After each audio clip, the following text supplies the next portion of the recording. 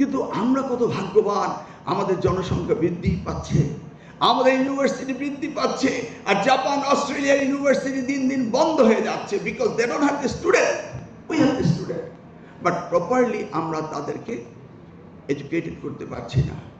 আজকে আমাদের সবচেয়ে বেশি গুরুত্ব দিতে হবে Tibet technical vocational education and training.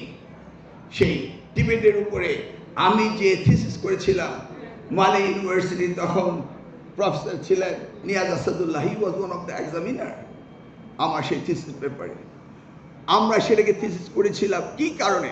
মাননীয় প্রধানমন্ত্রী, আজকের প্রধানমন্ত্রী 2015 সালে আমাকে টিবেটের উপরে পিএইচডি করতে বলেছিলেন, গবেষণা করতে বলেছিলেন। He has a dream. ওই যে বলেনি, আমার একটি ড্রিম রয়েছে ইন অল সেক্টর।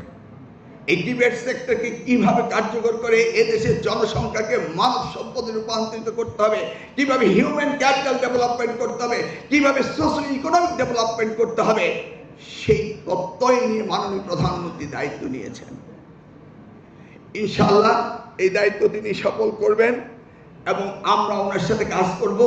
আমাদের এই ডিবেট চলতেই থাকবে, আমরা শিখব।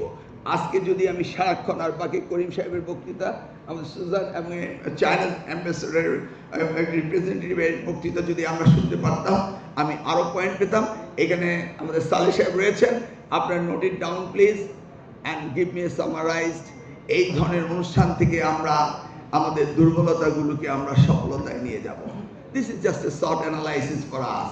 আমরা যত বেশি গবেষণা করব, যত বেশি আমরা চেষ্টা করব জানার, যত বেশি জানতে পারবো, তত বেশি কার্যকরী ভূমিকা রাখতে পারবো। তবে 5 মাস বয়সের সরকারের বিরুদ্ধে এই ঘন ঘন আন্দোলন করাটা কখনো সমীচীন হবে না।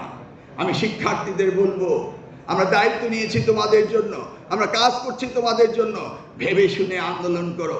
আর যদি মনেই করো আন্দোলন করতে হবে, একবার এসে আমার সাথে ডিবেট করে নিয়ে যাও, জিজ্ঞেস করো, তোমাদের ফোরামে আসো, আমি তোমাদেরকে প্রশ্নের উত্তর দিব। বিনা কারণে হইচই করে অস্বস্তিকর পরিবেশ সৃষ্টি করা যাবে না। এইভাবে একটি রাষ্ট্রকে কখনো এগোতে দেওয়া যায় না। অতি মাত্রায় রাজনীতি শুরু হয়েছে। একটি সরকারের 6 বয়স না হতেই মিথ্যে অজুহাত দিয়ে যারা রাজনীতি করে, তারা মূলত এই দেশকে উন্নতি চায় না, তারা অধঃপতন চায়। অতএব তাদের নেতৃত্ব জনগণ কখনো মেনে নেবে না।